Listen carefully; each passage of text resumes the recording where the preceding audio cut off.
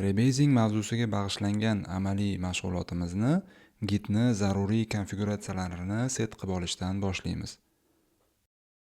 Talab etilgan konfiguratsiyalarni o'rnatib olganimizdan keyin ishimiz uchun kerakli bo'lgan folderni yaratamiz va shu folderni ichiga kelib Git repozitoriy initsializatsiya qilamiz.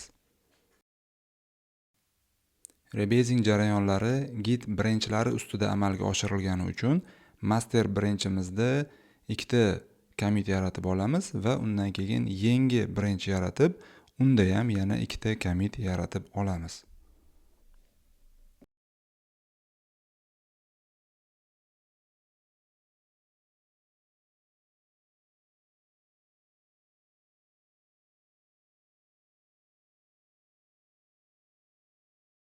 Ikkala branchdagi commit history'ni ko'radigan bo'lsak, git log komandasi yordamida master branchda bor bo'lgan commitlar yangi bugfix branchimizda ham bor. Sababi bu branch yaralganda biz masterdan yaratib oldik va masterda bor hamma history unda ham mavjud. Master branchni o'zini ko'radigan bo'lsak, uni commitlar history'sida faqat o'zigagina tegishli bo'lgan commitlari bor. Master branchga o'tib, yana bitta commit yaratib olamiz va bu yangi yaratgan commitimiz bugfix branchida ko'rinmaydi.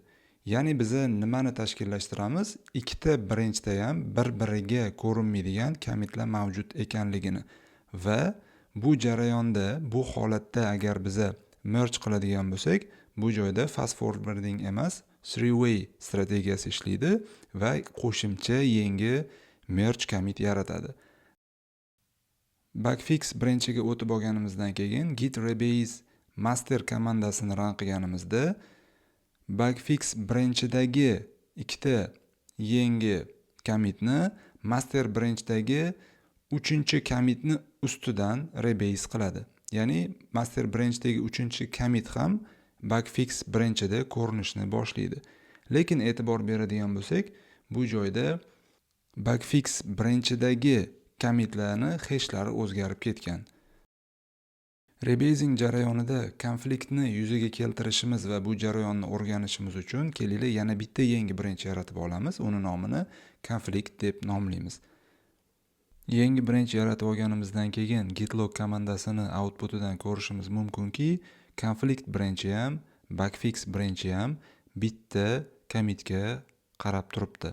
Ya'ni bu joyda ikkita branch bir xil, hali shoxlash vujudga kelmagan. Ya'ni ikkita tomonga qarab commitlar o'sib chiqmagan. Kelaylik shuni tashkillashtirish uchun ikkala branchda ham commit yaratamiz. Konfliktni yuzaga keltirish uchun konflikt branchida ham, bugfix branchida ham bitta faylni bitta qatoriga o'zgartirish kiritamiz. Ya'ni ikki xil o'zgartirish kiritamiz va bu bilan konfliktni kelib chiqishini yuzaga keltiramiz.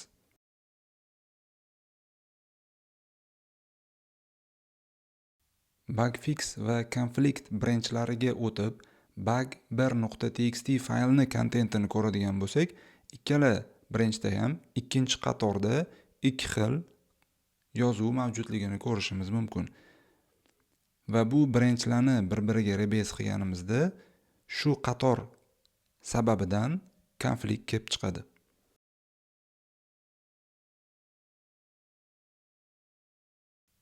Konflikt branchiga o'tib, git rebase bugfix komandasini run qilish bilan konflikt commitlarini o'sib chiqish nuqtasini bugfix branchini oxirgi commitiga olib boramiz. Ya'ni ularni base'ini o'zgartiramiz va outputdan ko'rishimiz mumkinki, bizda konflikt yuzaga keldi va bu qaysi fayldaligini ham ko'rsatib turibdi. Git status komandasini outputida ham qaysi faylda konflikt borligini ko'rishimiz mumkin. Konflikt mavjud bo'lgan faylni ochib, markerlarni o'chirib, o'zimizga kerakli o'zgarishlarni qilib olganimizdan keyin bu faylni staging arrayga qo'shamiz. Shu joyida mergedan farqli ravishda commit yaratmaymiz, shunchaki rebase'ni davom ettiramiz. Git rebase continue komandasi bilan.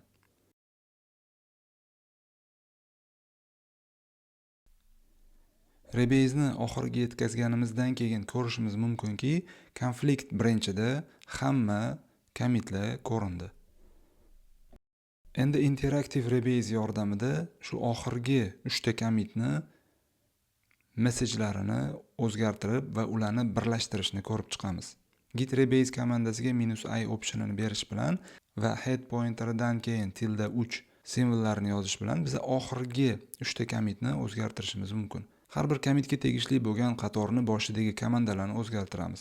Squash komandasini yozishimiz bu commitni saqlab qolish va oldingi pick komandasi qo'yilgan commitga qo'shish va uni messajini ham saqlab qolishni bildiradi. Fixup buyrug'ini berishimiz messajni tashlab yuborishni bildiradi. Gitlog komandasi outputidan ko'rishimiz mumkinki, oxirgi 3 ta commit bitta commitga aylandi va ularning messajlari ham oxirgi 2 ta commitni messajlari birlashgan holatda bo'ldi.